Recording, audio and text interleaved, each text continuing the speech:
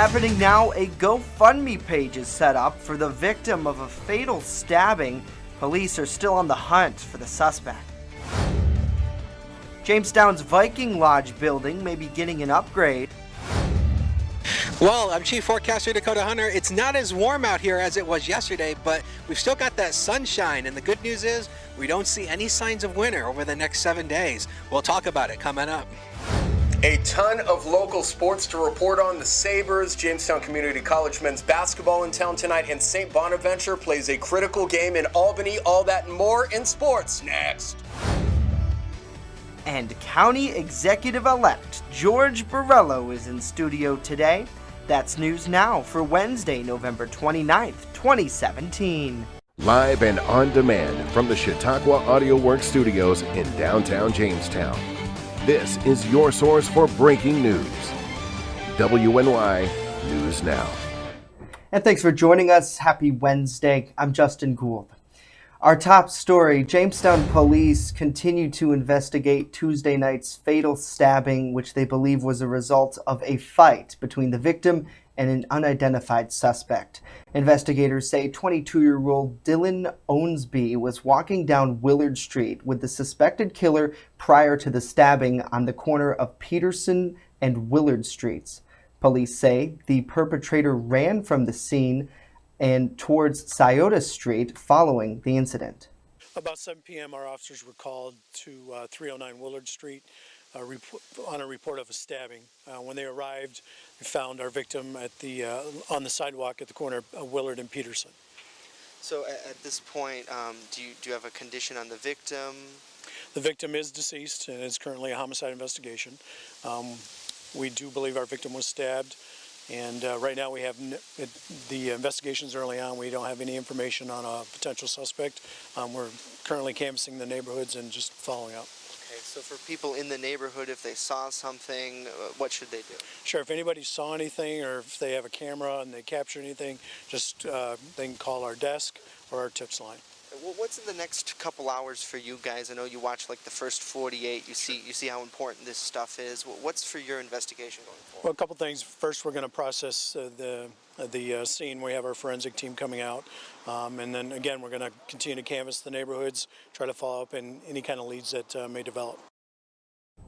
Now, the victim was pronounced dead at UPMC Chautauqua WCA Hospital. Police ask anyone with information on this case to contact their tip line at 483-8477. Again, it's 483-8477, or you can use their Tip 411 app. Now, a GoFundMe page was set up to help with Dylan Owensby's funeral expenses.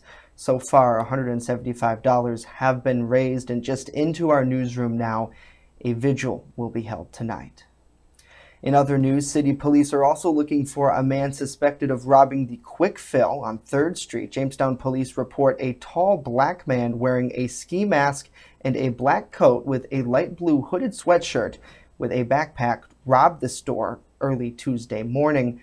The man is approximately 6'4". You see there, police say he used a knife to steal an undisclosed amount of cash. Anyone with information should call the police. A high-speed chase that started as a domestic incident at the Chautauqua Mall ended in the village of Westfield on Tuesday. 30-year-old Travis Spencer allegedly pinned a pregnant victim against a wall, threatening to kill her. He then forced her into his vehicle and led police on a chase around 1:30 in the afternoon. The sheriff's office and New York State Police assisted Lakewood Bust-Eye officers in the pursuit. News Now viewers report seeing almost 20 police cars race through Mayville around 2 o'clock. The chase then ended 30 minutes after that on South Portage Road near Westfield after police popped the suspect's tires. He now sits in county jail. And now we check in with Chief Forecaster Dakota Hunter with a first look outside of our window. I said it again, Dakota. Hey, good afternoon, Justin, and good afternoon, everybody. And Justin keeps saying a look out our window. Well, this graphic could be a window. It's pretty much the same graphic I showed yesterday, but it's got different data. Trust me on that. So speaking about the data, let's bring it up. Now, the yard forecast it's not going to be as warm as it was yesterday. So as I said, say goodbye to those 60s because they're gone. Probably for the rest of the year, but don't quote me on that. But again, it's not going to be bad though. Temperatures around average. We should top out around 43 degrees today with plentiful sunshine. So if you want to hang those Christmas decorations, want to do some final preparations in the yard before winter, I'm giving it a thumbs up. That full First Defense 7-day forecast in just a little bit. Back to you, Justin. All right, Dakota, thank you. The restoration of a downtown architectural gem is the goal behind the City of Jamestown's efforts to obtain a $1 million Restore New York grant. Director of Development Vince DeJoy told us Tuesday that the developer James Schwab is working to restore the Viking Temple Lodge building on Washington Street. Now, if the funding does come through, the building is expected to be refurbished by the developer, and he plans to restore the ballroom and the second level. He'll make it a meeting space. Coming up next, County Executive-elect George Borrello is in studio discussing his transition plan for the county. And a little bit later on, we take a look at the Jamestown Prendergast Library. It was a big meeting coming up tomorrow when we return. WNY News Now is sponsored by Chautauqua Audio Works, 3335 South Roberts Road in Fredonia. More than a music store. Call 679-4333. Call now, 679-4333. You're watching WNY News Now, where coverage comes first. EagleZip.com is your local one-stop shop for all of your home and business computer needs. Located on Fluvan Avenue Extension, just outside of Jamestown, EagleZip.com sells and services all brands of desktops and laptops, as well as servers and network equipment for your business. All new computer sales include transferring your data from your old computer, plus a 2-year warranty. Call EagleZip.com today. Stop by EagleZip.com today and let us make computers easy for you. Wishing you a safe and happy holiday season. WNY News Now, the Jolly Team, where coverage comes first. And welcome back to News Now. In studio is County Executive-elect George Borrello, who's been on quite a busy and intense journey over the last few months as in his race for the county executive seat. George, thanks for being here with us today. Thank you. Thank you for asking me to be here. And over these last few months, you've done a lot. From your campaign announcement in last spring, all the way to debates in Jamestown and Dunkirk. What has the road been like for you? What have you been through? You know, I have to say it was really enjoyable. I got to meet a lot of great people throughout Chautauqua County. I was in all the corners of our beautiful community, and it was a great opportunity to make new friends and also to learn more about what people want to see and like to see develop here in Chautauqua County. So overall, an incredibly positive experience. What have you learned? What was some of the chatter? You know, I've learned that while everyone has their own little individual, I guess, assets and challenges, that we truly are one county and that people want to see more things like collaboration between municipalities. They want to see smaller government, more efficient government. And again, like everyone else, we want to see jobs, and we want to keep our children here and be able to raise a family here affordably. And that is consistent throughout Chautauqua County. We've seen you with Vince Horgan, the current county executive, and past county executives as well, throughout your journey to the office. Do you think Vince prepared you enough to take that oath? Yeah, absolutely. First of all, I've worked closely with Vince his entire 4 years, and really he's the reason why I ran. You know, he asked me to run because he wanted to have someone that could continue on his vision and the momentum he started here in Chautauqua County, which is why the theme of my campaign was elevating Chautauqua County, because I want to take the good work and the momentum that we have and elevate it to the next level. Another theme of yours is get it done. Borrello got it done. Yes. And you said that on the election night. We got it done tonight. And in your first 100 days, you have a transition team now that we reported on last week. What will you get done in that time? Well, first of all, the first priority is going to be visiting those 100 businesses and organizations throughout the county, because that will give me really a head start in understanding what people are looking for, and also how our economic development strategy should be tailored to meet the needs of those organizations and businesses. So that's going to be an important first step. And out of those meetings will likely come a lot of great ideas. I've already met with several businesses, and as I have as a legislator over several years, and they have some fantastic ideas. So here's an opportunity for folks that normally don't have access to government, particularly county government, to be able to speak with me about where their challenges are, what they see the future is for their business and their organization, and how they believe county government can assist them in that. You, on the topic of business, and I'm just going to refer to my notes for a minute, you come from a business background. And what would you say to a resident who sees things like abandoned houses in our community, who sees businesses closing and moving out of the area, and sees like a city like Jamestown relying on state funding to help fill their budget? What I would say is, first of all, hang in there, because there's a lot of great things going on here. We've lowered property taxes 4 years in a row. Our county property tax rate is now among the lowest in Western New York when it used to be among the highest. We've been championing the downsizing and the right sizing of government throughout our county, because really that's where, if we want to have a significant decrease in property taxes and in the burden of government, we need to start by consolidating our governments, downsizing them, and making sure we're working together efficiently. And we will continue at the county to lead in that role.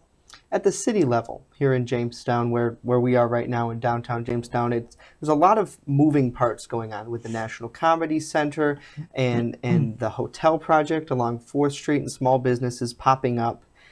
And we've seen a lot of those businesses pop up, a lot of them go away, and now a lot of change with the addition of one new Republican on Jamestown City Council. My question to you is, do you see a change in the city of Jamestown? And do you see that the Republican Party may be infiltrating it a bit? I don't know if infiltrating is the word we want to use, but it really isn't about party. It's about who is going to work hard to get things done.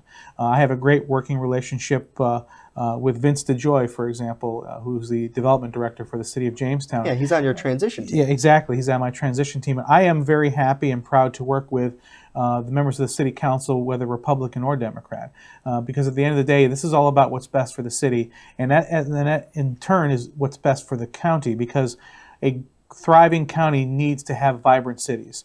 We're taking down derelict buildings, we're bringing in new business. This comedy center is going to be a great draw. And there's a variety of other things. And even though right now the city is helping, or the state is helping to close the city's gap, it's because the state sees the potential in Jamestown, as do many developers. We have the Hammerster Group rehabbing the old hotel on 4th Street, like you said. That's going to be a brand new, state-of-the-art, full-service DoubleTree hotel. It's going to be unlike any other DoubleTree hotel, I believe, that I've ever stayed at, and I've stayed at a lot of Hilton properties. So that positive momentum shows that we are working in the right direction, that good things are happening, and the state, the county, and others are willing to help the city. And the National Comedy Center, you got a tour, what was it, like a month back, yes. I think? Mm-hmm. There's a lot of people in our comments section who make jokes about the Comedy Center, and, right or wrong there, I guess, how would you describe it to them to show what it can be? Because Vince Horgan worked really hard, Mayor Sam Teresi worked really hard. That was a combined effort, and now it's going to be one of your efforts going forward. Yeah, well, first of all, in my life, in my experience, I've worked a long time in the hospitality industry and traveled throughout our country, really throughout the world in my business. And I can tell you that this comedy center is going to be unlike anything we've ever seen. It is not a static museum like many often are, where you walk in and see Richard Pryor's pants or something like that. Right. Really what it is, it's an interactive experience. It's going to be very Disney-like in a way, but you were going to walk in, you're going to get an RFID bracelet, very much like you get in Disney now. And then you're going to type in your preferences for comedy and entertainment, and then literally as you walk through the Comedy Center, the displays are going to change around you based on your preferences. And what that means is, number one, not only you're going to have a unique, tailored experience, but next time around, if you choose different preferences, that exhibit is going to change altogether. So what I like about that is it's a practical application for people that are here who want to go multiple times. Mm-hmm. But you're also going to have an experience that's going to be very unique for those who we want to draw people from the outside. We have hundreds of thousands of people that drive by us on the Thruway and on 86, and we want to capture those folks as best as we can. So this will be a unique experience that I believe is truly going to be not only unique for our visitors, but unique for the residents that want to go multiple times. And you have a proposed, and you talked about this in your campaign promises almost, the possible visitor center in Ripley. Yes. In fact, I'm going to be taking a trip next month to the place that I had modeled this Gateway Center after, and that's Tamarack in West Virginia. We're going to be traveling south, and we're going to stop at Tamarack again. I've been there several times, but this time I'm going to take more note. But essentially what this visitor center is going to be is it's not going to be, as I've said before, it's not going to be a place to stop and use the bathroom and get a map and get back on the road. Itself is going to be a destination, which is what Tamarack is. And that's what I like to model it after. So it will be a self-sustaining, profitable venture where private sector business will work in collaboration with government to create something. That is the gateway to New York State from the west. It's the largest flow of traffic into our state, and it's really a shame that what is there. And the folks in Ripley and throughout Chautauqua County will benefit from a tourism destination that is also going to educate people on the best of Western New York, which is what I'd like to call it, and what they can do here. The activities that they can partake in, whether it's staying in Chautauqua County to do our wine trails or going down to Chautauqua Lake or visit Chautauqua Institution, or it's going on to visit the many things in downtown Buffalo, Niagara Falls, and beyond. So we want to make this a gateway for Western and upstate New York. And recently we've seen a rise in, this is quite a transition I'm making here, but recently we've seen a rise in crime in Jamestown and all over the county. Just last night we had a fatal stabbing, an armed robbery earlier in the day. And we've also seen the DA's office not necessarily being able to prosecute with a number of mistrials.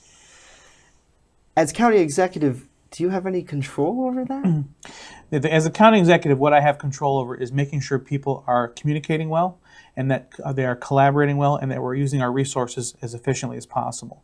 One of the initiatives that I have proposed that I'm moving forward on in January is the Countywide Alliance for Enforcement and Rehabilitation, which is going to be focused on the drug epidemic. Because the drug epidemic is the source of a lot of things, including crime.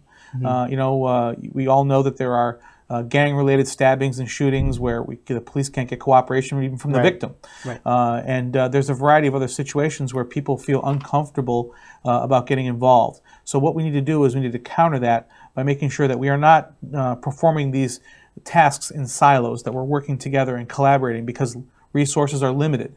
And we need to use those resources as effectively and efficiently as possible. I'm not in law enforcement. However, management and leadership is what's required to make sure that law enforcement can do their job as efficiently as possible. Final question. What is your impact going to be? What do you want the story of George Borrello to tell when you are complete as county executive? Well, it's not going to be just my story. It's the story that the whole hopefully the whole county will tell. And that'll be that we reverse the cycle of job loss, that we reverse the cycle of population loss, that we have improved our housing stock, and we've been able to keep our children here and made this a even better place to live, work, and raise a family. And that's the legacy that I intend to leave behind. All right, George, we will follow you all the way through, and thank you for being here with us on News Now today. And good luck. Thank you very much. Appreciate it. Thank you. Thank you. All right. We'll send it over to Dakota with your First Defense weather forecast. Now, your First Defense forecast with Dakota Hunter.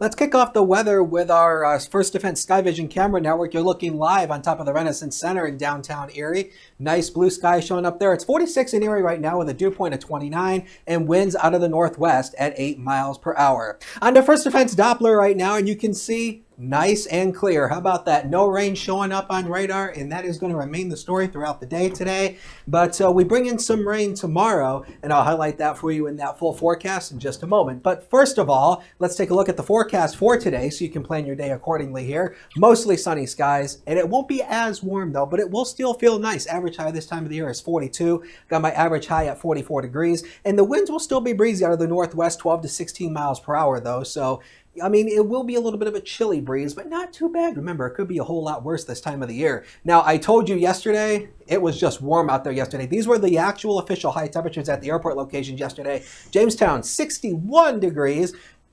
Dunkirk, 66, 65 in Erie, 65 in Buffalo, 65 in Niagara Falls, and 57 down there in Olean. So, man, it was very nice and warm, but say bye-bye to those 60s because they're not coming back. Let's take a look at the current temperatures at the airport locations as of noon hour. Stark difference compared to yesterday. It's 40 out there at the airport in Jamestown. Yeah, we can get a boo on that, but at least it's not too bad though. Yeah, there you go. Late reaction there, Justin. Sorry about that. Yeah, so it's 40 at the airport in Jamestown, 44 at Dunkirk, 45 in Erie, and 39 down there in the Olean, down there in the Allegheny River Valley. Of course, you're down in the valley, so it will be just a tad cooler down in that direction.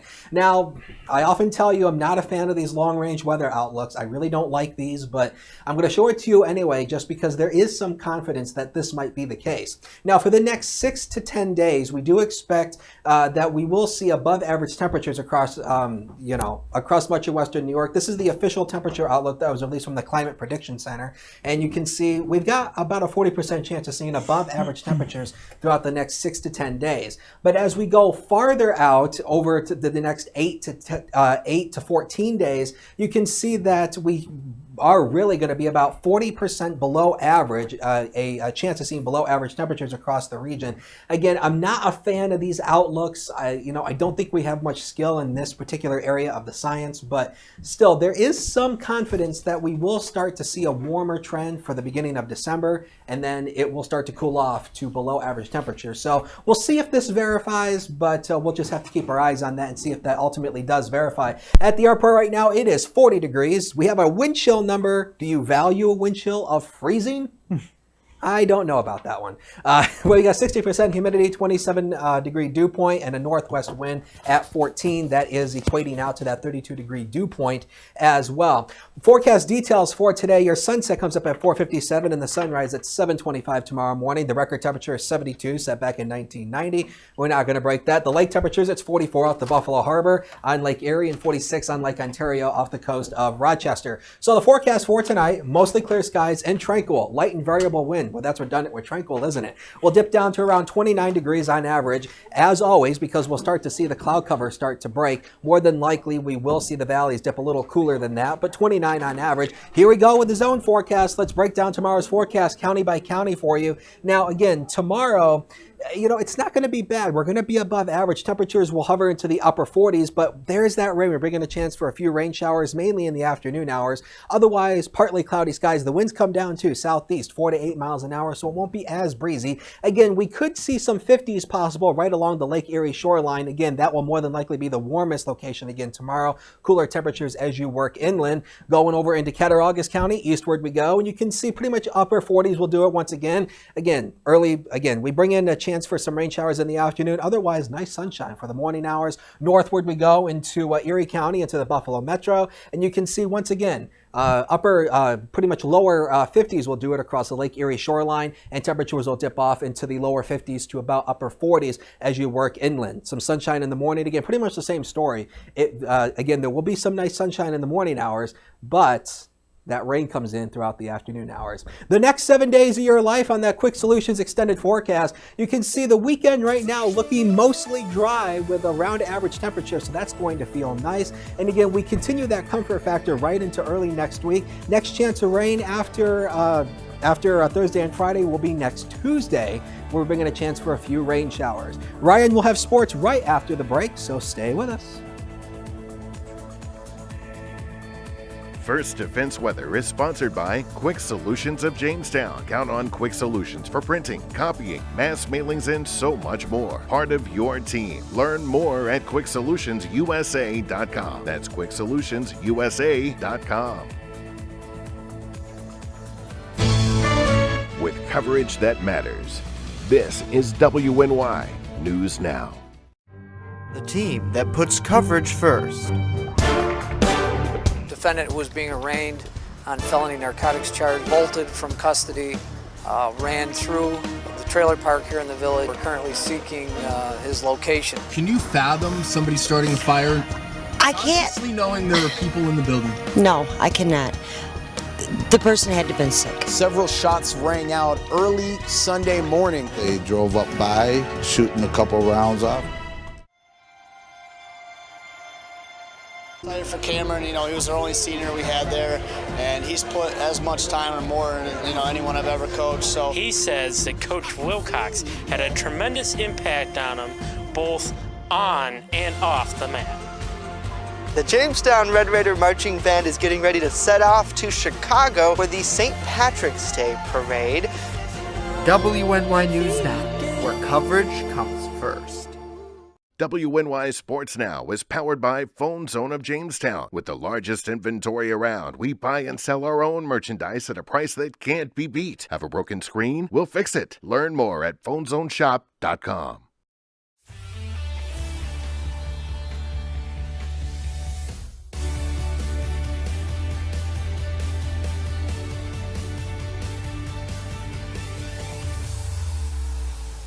Here's what's trending at the Phone Zone Sports Desk. The Buffalo Sabres are last or close to last in several major categories, including goals per game, goals against, and power play percentage. It did not get any better last night. They were shut out by the Tampa Bay Lightning, who set the rink on fire at First Niagara Center. 2-0 shutout. Buffalo a measly 6-15-4. They have 16 points, which is tied for lowest total in the league with Arizona. But the Buffalo Sabres did get some good news. They're going to be featured on a national TV series called The Road to the Winter Classic. You may remember that show. It was aired on HBO and Epix. It's now on the NBC Sports Network, and it will air several previews of the Rangers-Buffalo's Winter Classic on January 1st. That game will be played at Citi Field, the home of the Mets. St. Bonaventure men's basketball back in action tonight from Albany, the state capital, where they take on Siena. Now, these two teams have had quite a history. They're Franciscan rivals. It is the Franciscan Cup. So there's going to be a little edge to the game tonight, but no Jalen Adams. He's still banged up. In fact, he hasn't played all year. He hurt his ankle in the preseason. Adams is the leading scorer from last season. And the last time Siena and St. Bonaventure met, he had 27 points. So they're going to be minus that right off the bat. Gary Neese is the voice of the St. Bonaventure team. He says it's been a point guard by committee, and boy, has it been interesting. Nelson Caputo's junior, who didn't play much last year but was thrown into the starting role. He's had a time at point guard. Matt Mobley, who is an all-conference selection this year, has been doing some of the work. And there are times, they've got Courtney Stockard back. So they've got some players that have been, handling the basketball, dishing out the assists. So, they've got some good distributors, and it's just a case of everybody playing together now. St. Bonaventure won the last matchup last year, 81-74. Again, Jalen Adams had 27 of those points. It's going to be tough tonight in Albany. Jamestown Community College back in the city tonight, hosting a doubleheader and a crucial set against Niagara Community College. Both the men's and the women's teams coming off impressive wins. In fact, the men's team dropped 110 points. That's their highest total of the year. Not sure if George Sisson planned it that way, but it happened. The women had a much easier time, 75-49 victory. School athletic director Keith Martin says he's happy with the direction of both teams. He says the women in particular have really bought into Coach Travis Wells' style. Our players are accepting and willing to play the style that Coach is developing for the season to be the best team they can be by the end of the year. And the balanced scoring that you see is a credit to the kids and that teamwork that they're doing. It's a pleasure to see again. And of course to see all our local talent from Chautauqua County, and then a couple kids from the outside. And that action starts at 5:30 at Jamestown Community College. That's a look at what's trending. I'm Ryan Hedrick. Happy holidays from WNY News Now. The Main Landing Restaurant. Excellent service, awesome food, and a beautiful view. Everything's made fresh here. We love to be outside, and it's nice inside if it's raining, so we have a choice. Locals and non-locals agree that the Main Landing is quickly becoming a destination. It's just so casual, and just the food is amazing. I love the hamburgers. But I really like the tuna I had. The Main Landing Restaurant. Excellent service, awesome food, and a beautiful view. You're watching WNY News Now, your source for breaking news. The James Prendergast Library simply cannot afford to house or display its shrinking art collection. At least that's what the library's director Tina Scott said yesterday in an interview with our Rory Polero. She explained that some of the art will be sold while others of it will remain, specifically the portraits of the Prendergast family and the homestead paintings. We're taking a third of our budget from our endowment, and we're taking more than it's making right now. So it's not sustainable. You know, we're lucky we have the endowment, otherwise our days would definitely be severely numbered. Living on that is not feasible either, because in 5 years it'll, unless something drastic happens, and we get many more grants than we're already getting, which we're already, have been leaning on foundations for many years for grants to help balance our budget. The library currently faces a $300,000 funding cut from the city. Now they're dipping into their endowment fund to fill this gap. Thursday night, the library board will meet, and we will have reporters there to continue to cover this story. Now, a little background. I know Dakota was kind of, we were talking during the break, you weren't 100% sure, but what happened recently is the library chose to sell some photos to get them funding to put into their endowment. And the reason they're doing that is to boost the endowment. Okay. Because I don't even know what an endowment is. Right. So the endowment is like a savings account, I guess. Okay. You could think of it that way. So it's not 100% like that, but for the purposes of us explaining it. Okay. So people were upset because they were selling these amazing paintings, absolutely beautiful paintings. And we talked to the director, Tina Scott, and a bunch of other folks. And go to our website right now, WNYNewsNow.com. Rory did an amazing job with this feature investigative report story. And pretty much because of the funding cuts from the city,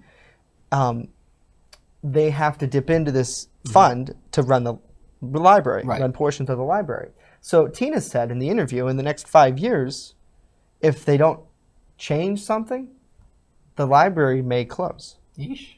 Yeah. So something to keep an eye on. We'll continue to cover it, and we'll have reporters at that meeting on Thursday night. And we're expecting at least some sort of turnout as well, and we'll be talking to the board, because it's not necessarily we can't say that it's the board's fault, because we can only report. But there's a lot of people on both sides of the issue who are very strong about it. Keep the paintings, don't sell them. Sell the paintings, save the library almost. So, but read more Rory's article, incredible. Kind of reminds me of sort of like, with me, now I know we're way over our time and Storm's like yelling in my ear, wrap it up, wrap it up, wrap it up. He's like, okay. But I just want to make one comment on it very quickly. And that is, it sort of goes back to like a tech collection, because I have a tech collection as well, naturally with me.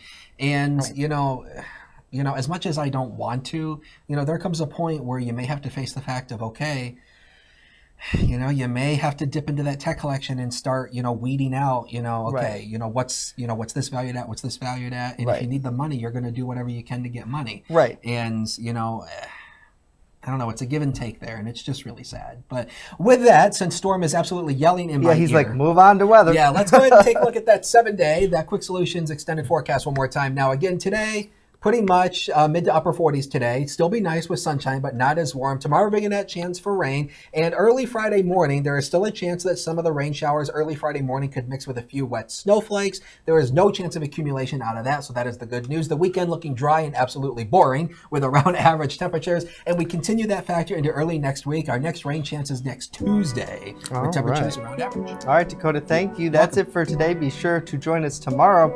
In the meantime, head to WNYNewsNow.com, where coverage comes first. Have a great day. See you tomorrow.